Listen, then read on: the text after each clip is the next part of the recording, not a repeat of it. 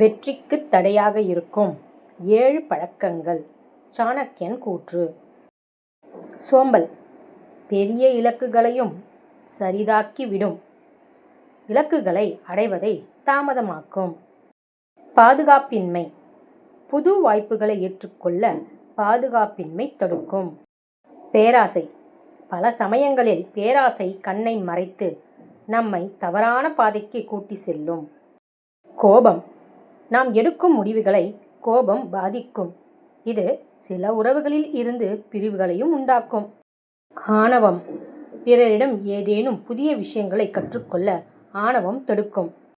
பொறுமையின்மை சவால்களை எதிர்கொள்ள பொறுமை தேவை.